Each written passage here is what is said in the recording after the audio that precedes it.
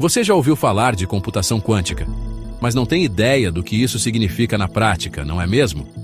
A computação, como conhecemos hoje, é baseada nos bits, cujos estados podem ser 0 ou 1. Na computação quântica temos os qubits, cujos estados podem ser 0, 1 ou algo em torno de 0 e 1 pelo conceito de superposição quântica. No vídeo de hoje, vamos descomplicar a computação quântica. Você vai saber por que isso amplifica exponencialmente o poder de cálculo de um computador quântico. Você vai entender o que é, como funciona e quais são as aplicações mais promissoras. Fique até o final com a gente, porque também vamos falar sobre o futuro dessa tecnologia e como ela irá transformar completamente diversos setores. O que é computação quântica? Esqueça tudo o que você sabe sobre bits tradicionais. A computação quântica não funciona com os tradicionais zeros e uns, mas sim com qubits. Diferente dos bits clássicos, que só podem assumir um estado por vez, os qubits podem se comportar como estivesse no estado 0, no estado 1 ou como se estivesse em ambos ao mesmo tempo. Isso acontece graças a um fenômeno incrível da física quântica chamado de superposição. Outra propriedade faz da computação quântica algo diferente de tudo que já conhecemos: o emaranhamento quântico. Quando dois qubits estão entrelaçados, qualquer mudança em um afeta instantaneamente o outro, não importa a distância entre eles. É um fenômeno tão estranho que mesmo Albert Einstein não acreditava existir, chamando sarcasticamente de ação fantasmagórica à distância. Superposição e emaranhamento trabalham juntos para realizar cálculos muito rápidos e complexos, e proporcionar características realmente incríveis para essa nova tecnologia. Mas como isso acontece na prática? Como essas propriedades são usadas para resolver problemas do mundo real? Você vai entender tudo isso nos próximos capítulos. Então continue com a gente. Agora que entendemos o que são os qubits e que eles podem assumir múltiplos estados simultaneamente, surge uma questão essencial: como tudo isso realmente funciona dentro de um computador quântico? Diferente dos computadores tradicionais, onde os bits trafegam por processadores convencionais e são manipulados por portas lógicas clássicas, os computadores quânticos utilizam portas lógicas quânticas. Essas portas são responsáveis por controlar os estados quânticos dos qubits e realizar cálculos de maneira exponencialmente mais eficiente do que qualquer supercomputador clássico. Enquanto computadores tradicionais armazenam e processam informações uma por vez, os computadores quânticos processam múltiplos estados simultaneamente. Para entender essa diferença, imagine que precisamos resolver um problema simples: calcular 2 elevado a 5. Em um computador clássico, esse cálculo acontece de forma sequencial. Primeiro, ele calcula 2 vezes 2 igual a 4. Depois, 4 vezes 2 igual a 8. E continua multiplicando por 2 até chegar a 32. Ou seja, o computador clássico precisa realizar 4 multiplicações consecutivas para chegar ao resultado. Agora, vamos ver como um computador quântico faria esse mesmo cálculo. Em vez de calcular cada multiplicação separadamente, ele representaria todas as potências de 2 ao mesmo tempo. Depois extrairia a resposta correta. Isso acontece porque os qubits podem armazenar todos os estados possíveis simultaneamente, graças à superposição quântica. Se tivermos 10 qubits, eles podem representar todas as 1024 combinações possíveis ao mesmo tempo. Se tivermos 20 qubits, podemos representar 1.048.576 combinações ao mesmo tempo. Isso significa que, enquanto um computador clássico precisa calcular passo a passo e armazenar cada resultado parcial, um computador quântico gera simultaneamente todas as respostas possíveis dentro de seus estados quânticos e só precisa aplicar operações para extrair a correta. Agora, Vamos a um exemplo mais intuitivo. Um problema de busca. Imagine que você está dentro de um prédio com 1000 salas e precisa encontrar um objeto escondido em uma delas. Se você for um computador clássico, precisa abrir uma porta por vez, verificar o que tem dentro e continuar até encontrar o objeto. No pior caso, terá que abrir todas as 1000 portas antes de encontrar o que procura. Agora, se você for um computador quântico, é como se você pudesse entrar em todas as salas ao mesmo tempo e identificasse imediatamente onde o objeto está. Isso acontece porque, enquanto o computador clássico precisa testar cada possibilidade individualmente, um computador quântico consegue manter todas as possibilidades simultaneamente, processando-as de forma paralela com suas portas lógicas quânticas. Você deve estar se perguntando, mas por que um computador clássico não pode fazer isso? A limitação do computador clássico está na forma como a informação é armazenada e processada fisicamente. Cada bit clássico pode ser apenas 0 ou 1, e isso se reflete em como os circuitos são energizados. Ou seja, cada bit pode representar um único valor por vez. É como uma lâmpada, que só pode estar acesa ou apagada. Para testar todas as combinações possíveis, ele precisa armazená-las na memória e processá-las uma a uma, gastando mais tempo e recursos à medida que o problema cresce. Já no computador quântico, os qubits podem estar em múltiplos estados ao mesmo tempo. É como se uma lâmpada pudesse estar acesa e apagada ao mesmo tempo. Vamos imaginar a resposta como uma equação, onde os qubits são as variáveis. Uma vez que os qubits assumem todos os estados possíveis simultaneamente, todas as respostas possíveis da equação também são geradas e ficam prontas no circuito quântico, que depois deve extrair a resposta certa e eliminar as erradas.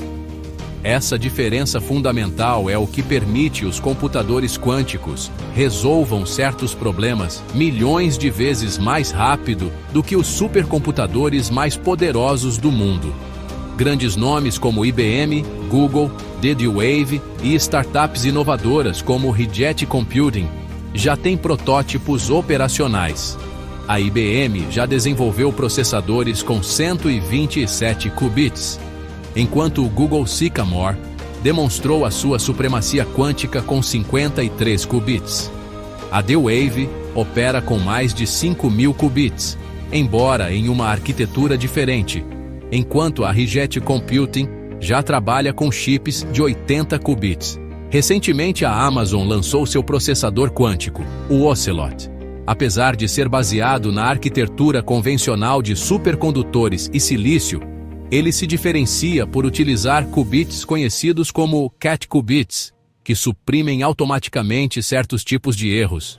A Microsoft também entrou na corrida quântica e lançou o Majorana I, um processador quântico experimental projetado para operar com qubits topológicos, que usa uma arquitetura diferente das convencionais. A principal inovação do Majorana I está no uso de férmions de Majorana. Em teoria, essas quase-partículas permitem a construção de qubits altamente resistentes a ruídos ambientais e perturbações externas, um dos principais desafios da computação quântica tradicional. Agora que entendemos mais como a computação quântica funciona na prática e conhecemos alguns dos projetos mais promissores, no capítulo seguinte veremos quais aplicações demandam esse tipo de poder computacional. Siga com a gente e veja como a computação quântica pode ser usada para resolver desafios reais da ciência e tecnologia humana. Computadores quânticos não são simplesmente mais rápidos. Eles abordam problemas de forma completamente diferente, que levaria séculos ou milênios para serem solucionados com os computadores de hoje. Imagine poder desenvolver medicamentos personalizados em poucos dias, em vez de passar anos em testes laboratoriais. A computação quântica proporciona meios mais eficazes de realizar a simulação molecular, permitindo prever o comportamento de moléculas e suas interações com precisão nunca antes vista. Isso significa que os cientistas podem testar, em ambiente virtual, a eficácia de novos compostos químicos antes mesmo de sintetizá-los em laboratório. Esse avanço acelera o desenvolvimento de medicamentos, reduzindo custos e tornando mais eficiente a busca por tratamentos para doenças como câncer e Alzheimer. Empresas como IBM já exploram o potencial dessa tecnologia na criação de novos medicamentos, aproveitando a capacidade dos computadores quânticos de analisar um grande número de variações moleculares simultaneamente. No setor financeiro, os bancos podem utilizar otimização quântica para processar grandes volumes de dados e criar modelos mais precisos de previsão de mercado. Isso permite realizar uma análise de risco financeiro usando algoritmos quânticos, prevendo cenários impossíveis de serem modelados por computadores clássicos. Além disso, a segurança nas transações financeiras será levada a um novo nível com criptografia quântica, garantindo que informações sensíveis sejam protegidas de forma inquebrável. Instituições como JP Morgan e Goldman Sachs já testam esses recursos para otimizar investimentos e prevenir fraudes.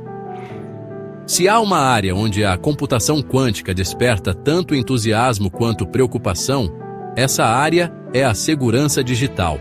Hoje, a proteção de dados depende de sistemas de criptografia baseados em problemas matemáticos que levariam milhares de anos para serem resolvidos por um supercomputador clássico. No entanto, com a capacidade dos computadores quânticos de processar múltiplas possibilidades simultaneamente, esses sistemas de segurança podem se tornar obsoletos de uma hora para outra. Em teoria, uma chave privada de Bitcoin, por exemplo, seria em pouco tempo decifrada e poderia ser movimentada para outro dono. Por isso, pesquisadores já desenvolvem a criptografia quântica, métodos que também usam as propriedades da mecânica quântica para garantir a segurança. Empresas como Google e IBM já trabalham para implementar esses sistemas, preparando-se para um futuro onde a computação quântica será a base da segurança digital.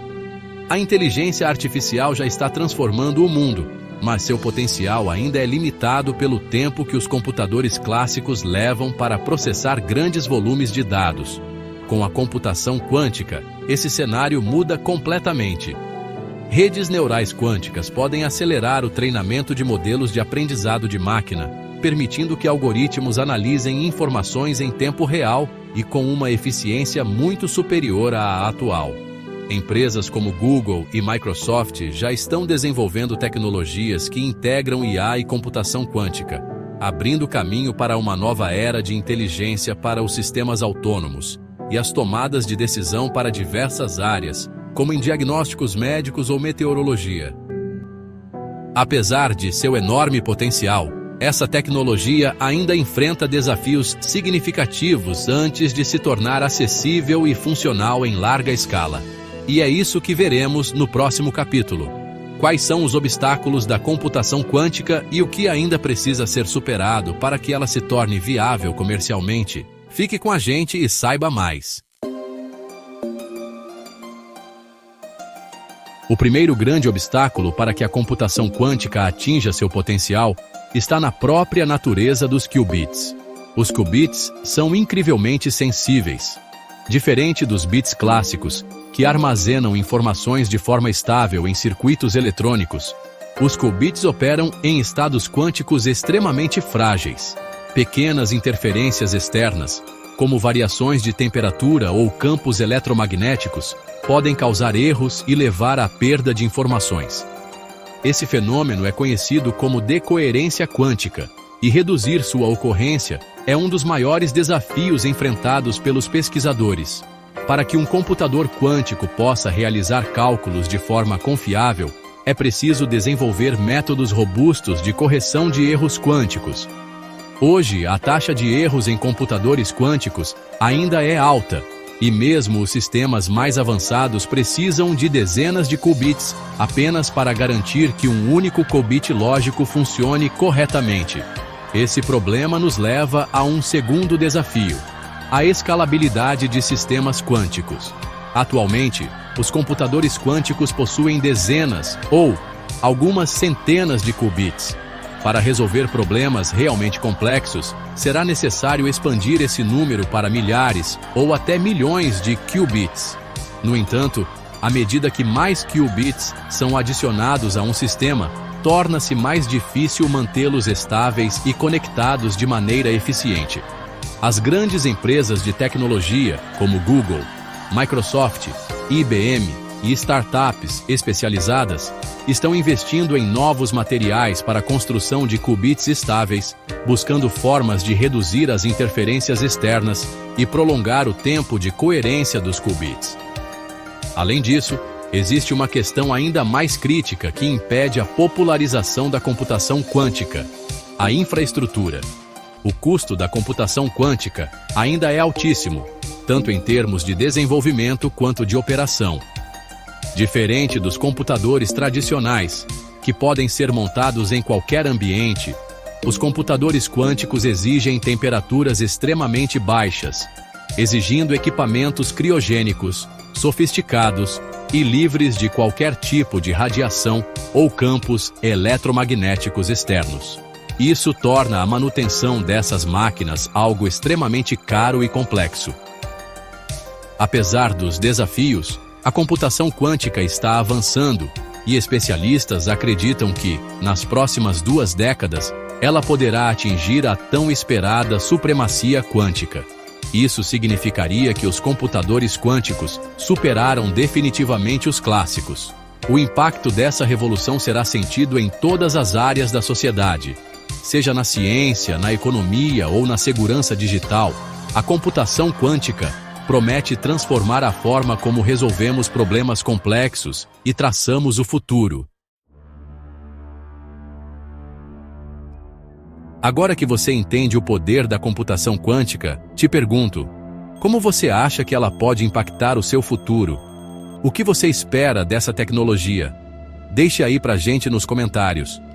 Nosso canal está começando sua jornada e precisamos da sua ajuda para crescer. Então deixa o seu like e se inscreve no nosso canal, que isso ajuda muito o nosso trabalho. Queremos estabelecer um canal brasileiro focado em novas tecnologias tanto para o público leigo quanto mais técnico. E ativa o sininho para não perder nossos próximos vídeos. Compartilhe esse vídeo para que mais pessoas conheçam sobre essa nova tecnologia, com essa abordagem mais didática. Nos vemos no próximo vídeo. Até a próxima!